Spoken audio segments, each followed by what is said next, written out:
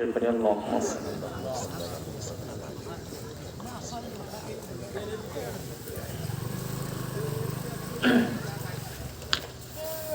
الحمد لله الحمد لله الذي جعل الشمس والقمر بحسبان والنجم والشجر يسجدان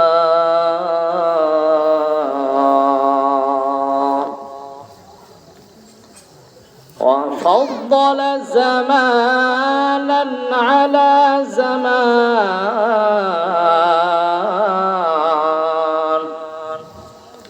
كما فضل مكانا على مكان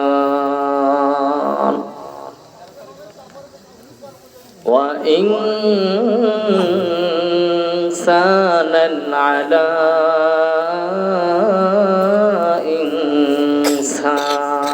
إنسان ونشهد أن لا إله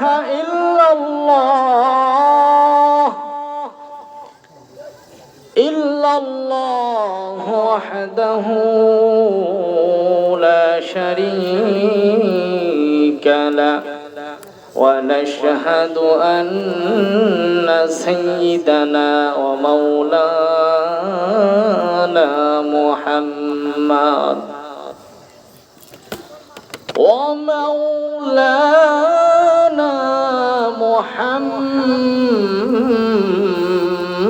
محمدا عبده ورسوله أما بعد فأعوذ بالله من الشيطان الرجيم وقال تعالى في كلامه المجيد وفي فرقانه الحميد وقال تعالى في شان حبيبه ومحبوبه آمرا ومخبرا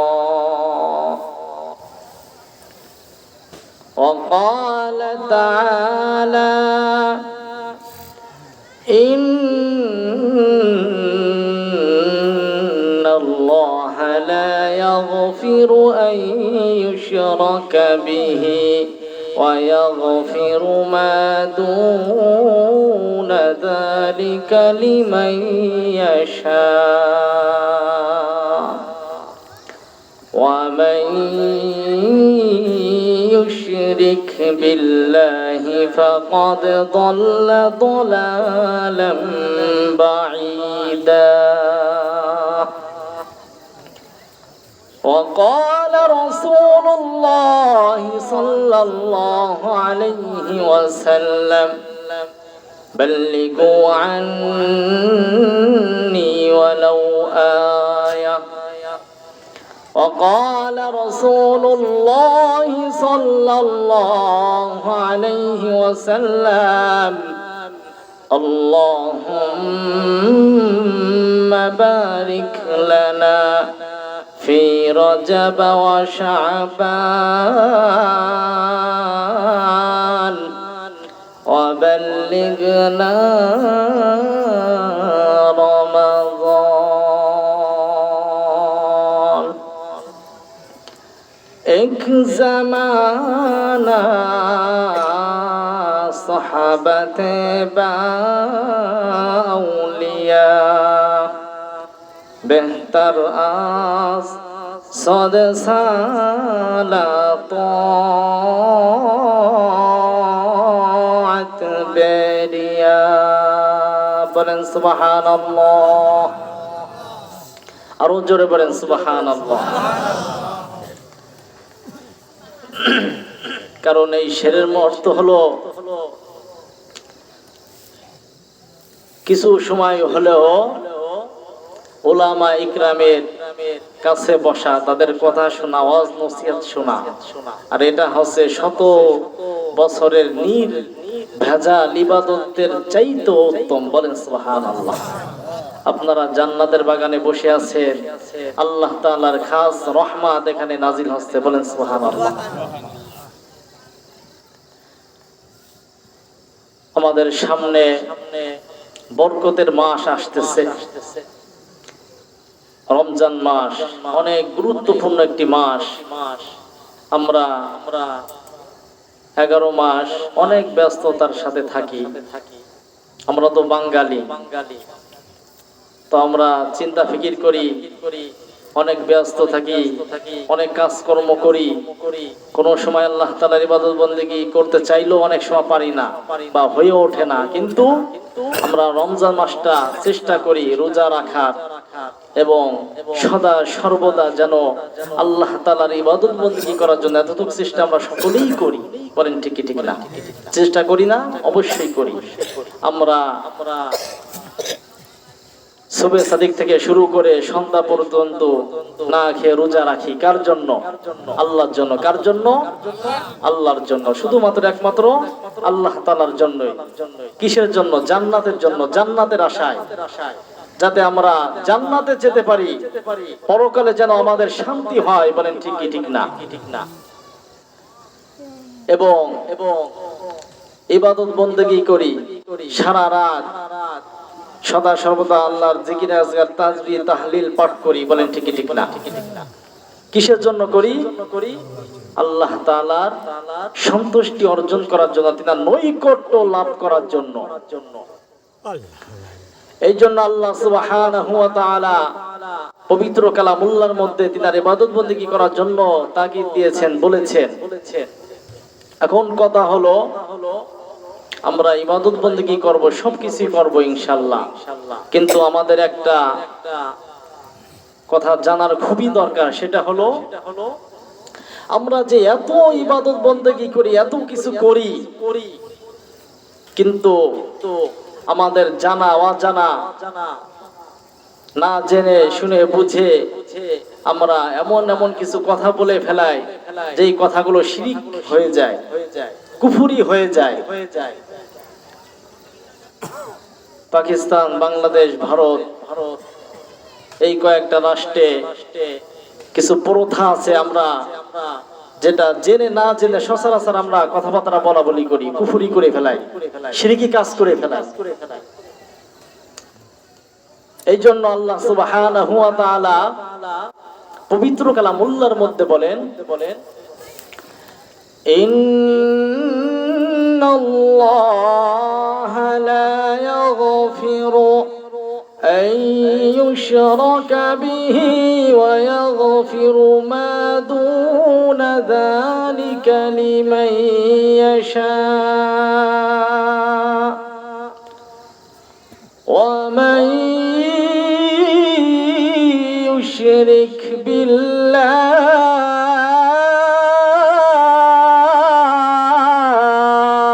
সুবহানাল্লাহ ফাকাদ দাল্লা দালালাম বাঈদা। আল্লাহ সুবহানাহু ওয়া তাআলা পবিত্র কালামুল্লাহর মধ্যে বলেন, আমি আমার সাথে যে শিরিক করে, শরীক করে, আমি তাকে কখনোই ক্ষমা করি না। বলেন নাউজুবিল্লাহ।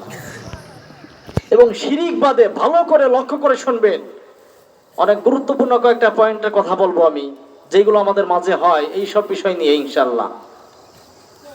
কারণ আমরা অনেক ইবাদত বন্দেগী করি, কিন্তু অজান্তে আমরা কুফরি করে ফেলেছি, শিরক আমরা করে ফেলেছি, কিন্তু আমাদের জানা নেই, অজান্তে হয়ে যায়। এই কাজগুলো করলে অনেক কঠিন শাস্তি হবে, আর চিরস্থায়ী জাহান্নামী যদি আপনি কুফরি করেন, শিরক করেন। কারণ আপনি নামাজ পড়তেছেন, শিরকি করতেছেন, নামাজ পড়তেছেন, কুফরি করতেছেন, অথচ আপনি জানেন না। এগুলো আমাদের জানার দরকার আছে কি আছে না বলেন? আপনি যদি যাররা পরিমাণ ভালো কাজ করেন, অবশ্যই যাররা পরিমাণে প্রতিদান অবশ্যই অবশ্যই আল্লাহ তাআলা আপনাকে দেবেন। আর যদি যাররা পরিমাণ খারাপ কাজ করেন, এরও প্রতিদান আল্লাহ তাআলা আপনাকে অবশ্যই অবশ্যই দেবে। কিন্তু শিরিক কুফরি যদি করে বসেন, তওবা ছাড়া যদি মৃত্যুবরণ করেন, তাহলে চিরস্থায়ী জাহান্নাম। এর কোনো সুযোগ নাই, কোনোভাবে সুযোগ হবে না জান্নাতে যাওয়ার। এই জন্য এইগুলো আমাদের জানা খুবই জরুরি, খুবই প্রয়োজন। এই জন্য আল্লাহ সুবহানাহু ওয়া তাআলা বলেন যে তিনি শিরকি গুনাহ কখনোই ক্ষমা করবেন না। কিন্তু শিরকি গুনাহ বাদে যদি কেউ কোনো গুনাহ করে, আল্লাহ চাইলে তাকে ক্ষমা করতে পারে। আল্লাহ চাইলে ক্ষমা করতে পারে। কিন্তু যে ব্যক্তি আল্লাহ তাআলার সাথে শরীক করবে, সে অবশ্যই অবশ্যই ভীষণ পথভ্রষ্ট হবে, বলেন নাউজুবিল্লাহ। যেরকম আমাদের দেশে আছে কিছু প্রথা, যেমন নবী করিম সাল্লাল্লাহু আলাইহি ওয়াসাল্লামকে গালি দেওয়া, এটা হচ্ছে কুফরি। এটা কি কুফরি বলা হয়? এই কাজগুলো আমাদের করা যাবে না, কোনোভাবেই করা যাবে না। আল্লাহ এবং নবী রাসূলের কোনো দোষ ত্রুটি তালাশ করা, খোঁজ করা, অন্বেষণ করা, বেহেশতের হুর গিলমানদের বিষয়ে কটূক্তি করা, আজানের ধ্বনি সম্পর্কে কটূক্তি করা, নামাজ পড়লে কি লাভ, এমন কথা বলা, এগুলো সবগুলো কুফরি।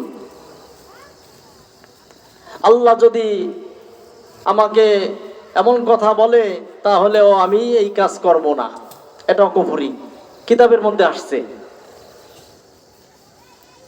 এরপরে হালালকে হারাম মনে করে ভক্ষণ করা, হারামকে হালাল বলে ভক্ষণ করা, এটাও কুফরি। এবং নবী করিম সাল্লাল্লাহু আলাইহি ওয়াসাল্লাম যে শেষ নবী, এটাকে অবিশ্বাস করা। নবী করিম সাল্লাল্লাহু আলাইহি ওয়াসাল্লামের পরে যে অন্য কোনো নবী আসবে, এটাকে অস্বীকার বা স্বীকার করা যে সামনে আরো কোনো নবী আসবে, এগুলো কুফরি। এবং এরকম কিছু মনে করা যে গায়েবী কোনো মানুষ গায়েবী জানেন, গায়েব জানেন, কোন জ্যোতিষী কে এরকম মনে করা যে তিনি অবশ্যই গায়েব জানেন, এইগুলো বিশ্বাস করা। এবং আল্লাহর নাম না নিয়ে মানুষের নামে জবাই করা, এগুলো সবই কুফরি। এইগুলো আমাদের করা যাবে না। আমাদের অনেক সময় হয়ে যায়, কারণ দেখেন বিশ্বনবী জনাবে মুহাম্মদ মুস্তাফা সাল্লাল্লাহু আলাইহি ওয়াসাল্লাম বলেছেন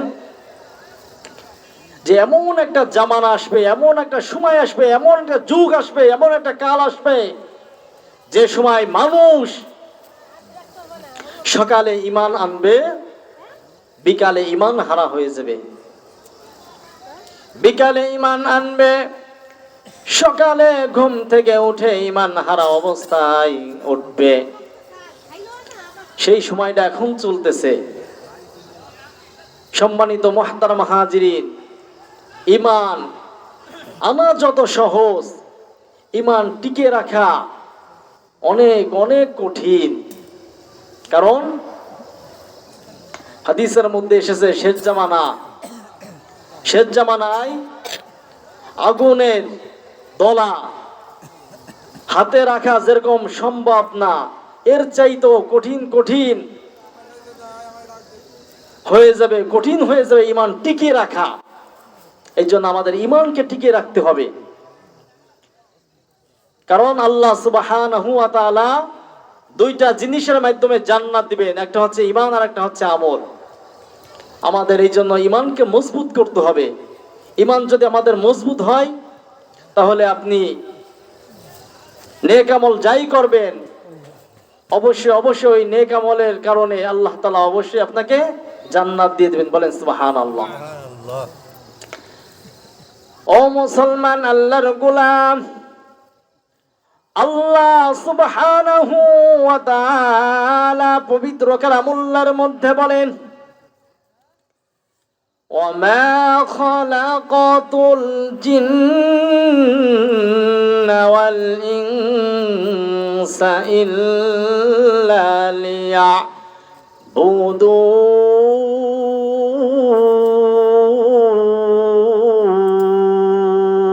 বলেন সুবহানাল্লাহ।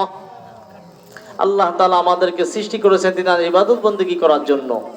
সামনে অনেক বড় একটা সুযোগ আসতেছে ইবাদত করার জন্য। হাদিসের মধ্যে এসেছে লাইলাতুন নিসফি মিন শাবান, শাবান মাসে একটা রাত আছে, এই রাতে ইবাদত বন্দেগী করার কথা বলা হয়েছে, নিজের ক্ষমা মাফ করানোর কথা বলা হয়েছে, ইবাদত বন্দেগী করার কথা বলা হয়েছে।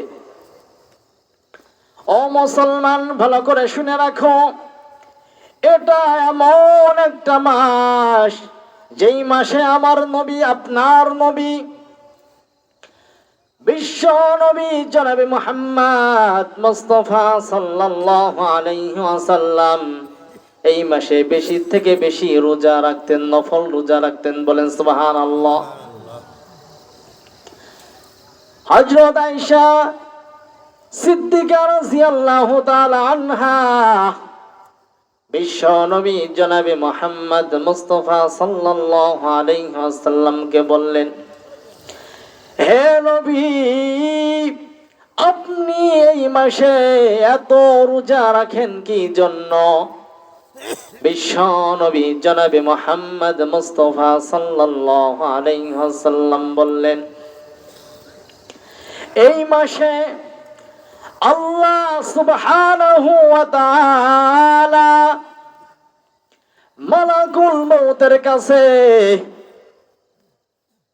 একটা নামের লিস্ট পাঠান যে এই বছরে কে মৃত্যুবরণ করবে, কে মারা যাবে। ও মুসলমান, ভালো করে শুনে রাখো, বিশ্ব নবী জনাবে মুহাম্মদ মুস্তাফা সাল্লাল্লাহু আলাইহি ওয়াসাল্লাম বলেন, আল্লাহ সুবহানাহু ওয়া তাআলা এই মাসে মালাকুল মউতের কাছে একটা নামের লিস্টি দেয়। ওই লিস্টিতে থাকে কে কোন সময় মৃত্যুবরণ করবে। এই যেই মানুষটা মৃত্যুবরণ করবে, কখন মৃত্যুবরণ করবে, কোন সময় মৃত্যুবরণ করবে, দুনিয়া ছেড়ে ওই পরকালে চলে যাবে, এই নামের লিস্টটা আল্লাহ সুবহানাহু ওয়া তাআলা মালাকুল মউতের কাছে দেন। আপনি কখন মারা যাবেন, কখন মৃত্যুবরণ করবেন, এই লিস্ট, এই নামের তালিকা আল্লাহ সুবহানাহু ওয়া তাআলা মালাকুল মউতের কাছে পাঠিয়ে দেন। এই জন্য বিশ্বনবী বলেন, আমি বেশি থেকে বেশি রোজা রাখি এই কারণে, কারণ যদি আমি রোজা অবস্থায় মারা যাই তাহলে কম হলেও আমি যাতে সুন্দরভাবে মৃত্যুবরণ করতে পারি, ঈমানের সাথে মৃত্যুবরণ করতে পারি, যেন আল্লাহ তাআলা আমার প্রতি সন্তুষ্ট হয়। এই কারণে ও মুসলমান, আল্লাহর গোলাম, মৃত্যু এত যন্ত্রণা, যদি কোনো মানুষ জানতো মৃত্যু এত যন্ত্রণা হয় তাহলে কেউ মৃত্যুবরণ করতে চাইতো না, মৃত্যুর স্বাদ গ্রহণ করতে চাইতো না। বিশ্ব নবী জনাবে মুহাম্মদ মুস্তাফা সাল্লাল্লাহু আলাইহি ওয়াসাল্লাম মালাকুল মউতকে বললেন, তিনি একবার জিজ্ঞাসা করলেন, হে মালাকুল মউত, তুমি মানুষের রূহ কবজ করো কিভাবে? মানুষের কি কষ্ট হয় না? কেমন কষ্ট হয়? ও মুসলমান, ভালো করে শুনে রাখো, মালাকুল মউত তিনি বললেন, একজন নবী ছিলেন, হযরত ইদ্রিস আলাইহিস সালাতু ওয়াস সালাম তিনি আল্লাহ সুবহানাহু ওয়া তাআলার নিকট চেয়েছিলেন যে মৃত্যুর স্বাদ কেমন, কত কঠোর, কত কঠিন, এইটা বোঝার জন্য আল্লাহ সুবহানাহু ওয়া তাআলার নিকট দোয়া করেছিলেন, চেয়েছিলেন যেন তিনার মৃত্যু হয়, মৃত্যু হওয়ার সঙ্গে সঙ্গে আবার তার রূহটা আল্লাহ তাআলা জীবিত করে দেন। তো বিশ্ব নবী জনাবে মুহাম্মদ মুস্তাফা সাল্লাল্লাহু আলাইহি ওয়াসাল্লাম যখন মালাকুল মউতকে জিজ্ঞাসা করলেন, ও মুসলমান ভালো করে শুনে রাখো, তখন মালাকুল মউত বলতেছিল, হযরত ইদ্রিস আলাইহিস সালাতু ওয়াস সালাম আল্লাহ তাআলার হুকুমে, আল্লাহ তাআলার নির্দেশে তিনার জানটাকে আমি রূহ কবজ করেছিলাম এবং আবার পুনরায় আমি তিনাকে জীবিত করেছিলাম। বলেন সুবহানাল্লাহ। মালাকুল মউত তাকে জিজ্ঞেস করেছিল, তিনি বলেছিলেন যে তুমি যখন আমার জান কবজ করো তখন আমার মনে হইতেছিল যেন আমার পা থেকে মাথা পর্যন্ত আমার দেহটাকে, আমার চামড়াটাকে কেমন জনে ছিলে ফেলা হচ্ছে, এত যন্ত্রণা, এত কষ্ট। তখন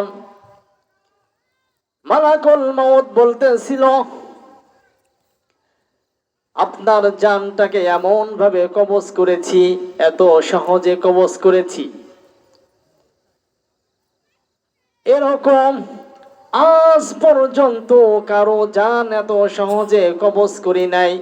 ও মুসলমান ভালো করে শুনে রাখো, এখান থেকেই বোঝা যায় যদি ইদ্রিস আলাইহিস সালাতু ওয়াস সালামের জানটাকে যদি এত সহজভাবে রূহটাকে কবজ করা হয়, আবার তাকে পুনরায় জীবিত করা হয়, কিন্তু ইদ্রিস আলাইহিস সালাতু ওয়াস সালাম বলতেছিল একটা পশু থেকে যদি তার পা থেকে মাথা পর্যন্ত চামড়া ছিঁড়ে ফেলা হয়, ছিঁড়ে ফেললে যতটা কষ্ট হয় ঠিক তার চাইতেও বেশি কষ্ট হযরত ইদ্রিস আলাইহিস সালাতু ওয়াস সালামের হয়েছিল। ও মুসলমান ভালো করে শুনে রাখো, এই কথা শুনে আমার নবী, আপনার নবী, বিশ্ব নবী জনাবে মুহাম্মদ মুস্তাফা সাল্লাল্লাহু আলাইহি ওয়াসাল্লাম সাথে সাথে উম্মতের কথা চিন্তা করলেন, ফিকির করলেন। বলেন সুবহানাল্লাহ। সুবহানাল্লাহ।